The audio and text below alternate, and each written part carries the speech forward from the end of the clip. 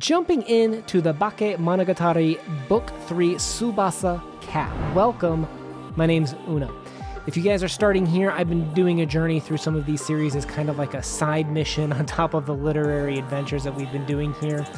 Today, we are exploring a story that is probably twice as large as any other one that we've read. I did not start with the, what's it called? Monogatari. That one's going to be next for me, and I definitely want to try that one out as well. This is one where I was looking to see, okay, NisiOisiN. How's he going to explore with 200 pages, which is probably similar to his Death Note BB-8 cases that I read 3 years ago. And I would say that his writing style actually stays consistent, even in the short form, interesting. Like I wouldn't say that he used the longer format to change the way that he approached the story. I think he still had the similar amount of pacing is what I thought.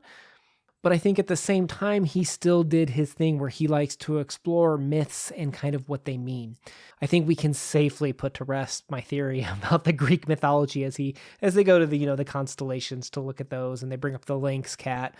What's Tsubasa Cat in this one? So I don't think that we can say that that's hidden or made up at this point in time. I think we definitely caught that one correctly, guys. So A+ to all of us out there that were looking at that one. But you'll notice that he even brought in some Aesop's fables this time. You'll notice that he mentioned the wind and the north sun 4 times in this book, which is a lot of times to reference it. And I think a lot of the main theme is drawn from that, if you didn't know. That story is one where basically the north wind's like, I'm stronger than you, sun. Sun's like, no way, not happening. So what do? They have a battle, right? And the north wind's like, okay, first guy to make that dude take off his jacket wins. Watch this. And the north wind just blows as hard as it can. And the dude just buckles down. He's not letting his coat go. It's windy out. He gives up, right? Along comes the north sun, and he just burns tight, real hot. So the guy takes his jacket off because it's too hot. So sometimes these fables are difficult to interpret. This one I think is fairly obvious. It's the idea you can't make someone do something sometimes. Sometimes you need to convince them to come to their own conclusions. And this is very reminiscent. And even at the end, when Oshino is leaving, it kind of ties that together with that whole you can't save everybody. Right? It's you'll notice that Araragi is leading people to decisions. He's kind of the Oshino in training. Oshino's the Yoda, right? He's the one that has guided our characters on their hero's journeys to conquer their own villains, right?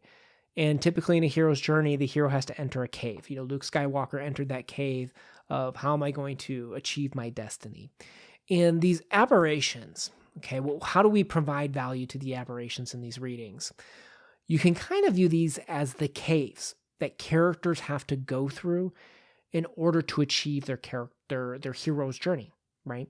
And Oshino's purpose is the Yoda. Yoda doesn't fight the battles in the original trilogy of Star Wars. He leads them on a journey of self-discovery, pushing past boundaries that they thought that they had, but it's the character that has to take that step.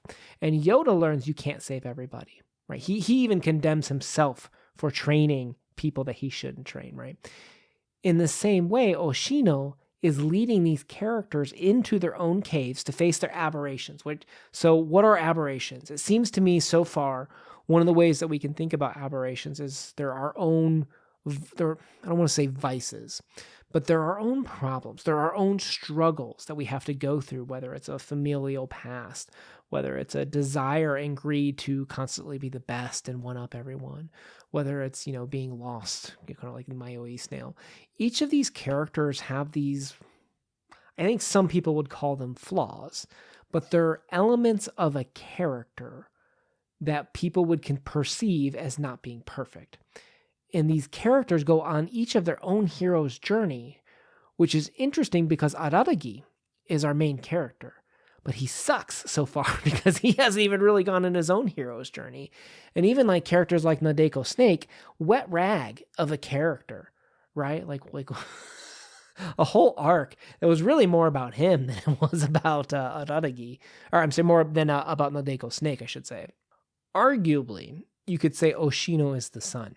He's not making the characters do these things on top of the Yoda thing. He's the son. He beats down, he shows them the way, and then characters take off their own clothes, literally, in this story, but the characters do have to take off their own limitations and take off of the oppressions that they have. Repression is a big theme throughout this series. Someone just commented on that on the Nadeko Snake, and I couldn't agree more that repression was huge.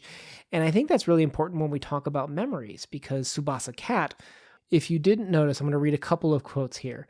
The beginning of every single chapter, for our close readers may have picked up on this. Pause and think about it. What happened at the beginning of each chapter? We have a reference to a memory of each one. In chapter 2, after classes were over on Tuesday, June 13th, which promised to be a memorable day for me. Chapter 3, June 13th, a memorable day for me. Chapter 4, I got to bed, had some trivial dream of the kind you mostly forget. Chapter 5, but speaking of memorable, perhaps the park was a place to remember. And it goes on, right? So in chapter 6, Araragi invites us into the memory of these places that he's been to previously in the Bakemonogatari series. And even in chapter 7, we have him wandering, but I don't remember very well. And even if I did, the fact that I've forgotten, it means it wouldn't have been that important. And if that didn't hit you on the head, right, you have Senjo Gohara, who goes to the place with the stars. Okay, so there's our constellation theme again. And what does that mean to her? It's the memory of the place where she used to spend time with her dad and her mom. And you have, like I said, Araragi remembering the place like the swing set, the solo swing set and stuff like that, and who he met there on that day. So I guess one of the things that I'm thinking is that if these aberrations are our problems that we have as peoples, the question that we have to ask is, what do we do with the memories of these? It seems tangential at first, but let's also recall how Hanekawa almost has these split memories. She has no memory of the other personality in a sense. And I don't think that's meant to be a commentary on split personality or multiple personality disorder. She's obviously repressing these elements, the sexual thoughts that she has, and it comes out in this overly sexual creature of the animal at the end, right? And even there's commentary from the animal where you'll notice she's constantly forgetting things at the end there when she's Black Hanekawa. In Oshino's guidance, he says, you do have to be aware. There are some things you can't handle without knowing about them first. And I think this speaks to how memories are part of us. Hanekawa is dealing with a boatload of issues, from her sexuality to her parents, to abuse, to finding a lack of identity from being passed around. And if you constantly repress a lot of these feelings, what happens? And it explodes. It's hydraulic. It'll build up and eat away at you. This is her aberration, is never dealing with her problems. And another way to talk about that is never dealing with the memories of these two. So with that said, even with these themes, I think it's interesting beyond that, the way that NisiOisiN, his technique is interesting, the way that the narrator is, I still can't figure out this narrator. Because Araragi will think something, right? When she's on the back of the swing, okay, teenage boy, okay, so he's thinking about her pressing up against him, okay. But we have these thoughts where he's thinking, wasn't that a sumo move? A sabaori, I think? No, Araragi, a sabaori, or a forward force down, ... So here we have her replying in dialogue to inner monologue, right? At no point in time did Araragi say this sumo move, a sabaori, out loud, right? And I think I mentioned that at least once in the Nadeko Snake. If not, let me know in the comments, and I'll go through my notes, and I'm sure I have it written down somewhere. But there's a couple of points where characters have access to Araragi's thoughts that he isn't at least telling us is happening out loud, which means one of two things. Either we have a situation where he's being unreliable, which to no end is Araragi a reliable narrator. But to what end in this case? Why would he hide or repress his thoughts here? Or is he misremembering things? Both of these dealing with memory and a suppression of thoughts in a plot riddled with the idea of Black Hanekawa suppressing these emotions that she's been having for years and them lashing out in this over-sexualized creature. And we have quotes from Moshino where he'll say, the question is what the stressor is this time. In Hanakawa's case, it was, of course, her family. At least that's what I thought. Again, this is inner monologue. And then we have, oh, I thought the same thing at first too. But what do you think, Araragi? She just got rid of the stress she finally unleashed after holding herself together for 17 years? So Ashino is directly responding to Araragi's inner thoughts once again. So either, like I said, Araragi is suppressing something, or we actually have a very complicated narration where characters' minds are blending together in a sense. And I think we've seen that in some cases, such as like William Faulkner's The Sound and the Fury and stuff like that. Is NisiOisiN at that caliber level of writing? I'll let you to decide that. Or is it a mistake? What do you guys think? The last thing I would say is that there is some other layered myths in here that I think is kind of interesting. I don't know why I'm finding the myths so interesting in my interpretations. I don't know if it's because there's so much of them, or is it because I picked up on the Greek one early and now I'm just constantly looking for those. I'm not sure. So there's the Lynx one. You know, we don't need to beat the Greek horse to death here, if you will. But there's also the one where they talk about the Kamakura Bakufu, or the self-appointed shogunate, which if you look at it historically were people that did what? They took power through force, right? And what they did is they built their own army.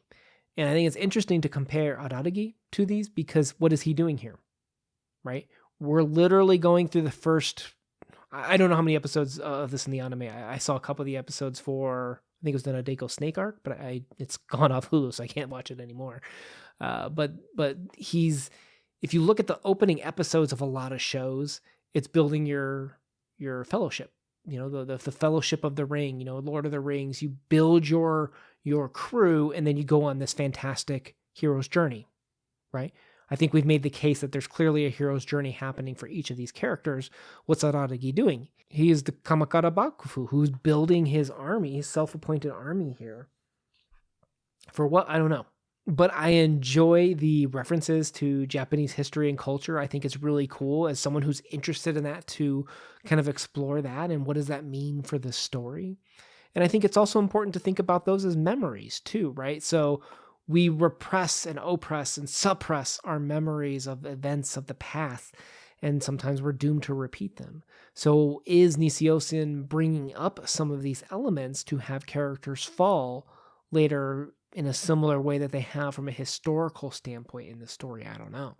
I will say on the negative side, the word and nameplay on this is probably, in the native language of Japanese, I have to assume it's next level. Like some of the text here, when you're reading it in English, it makes no sense. Like it's a travesty, not for the translator, but I think the publisher, to not allow footnotes to explain, hey, this kanji can be interpreted this way, which is why when we translate into English, it's this word and sometimes this word, like this. It would explain the humor and explain what is ultimately a nonsensical exchange that you know is lost in translation. I think you and I are both smart enough to know this is something that probably makes great sense and is probably very humorous in Japanese.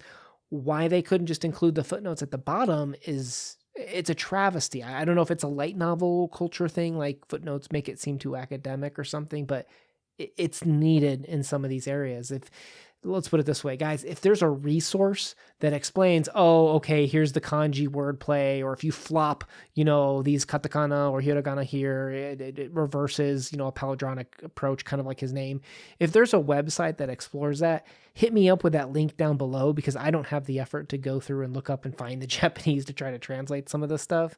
It'd be cool if someone out there did that already and we had a resource to kind of refer to. That would be pretty sweet. But reading it just in English with no footnotes, pretty frustrating because there's no meaning in some of these. So I'm going to continue. What is it next? Kizumonogatari's next. But I'm hoping that one's 300 pages. I really hope he picks up and explores and uses those 300 pages as opposed to just doing the same pacing shtick that he has done in these. Because if you're going to use more word count, you should use those pages to open up your writing. And I think he's doing that as he's maturing as a writer.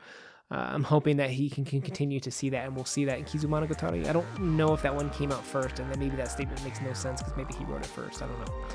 But that's what I'm hoping for with a 300-page book, because it is taxing when you're reading this and the publisher or translator doesn't give you the notes for them. It's pretty frustrating. So hopefully that picks up, guys. We'll see you in the next video. Una out.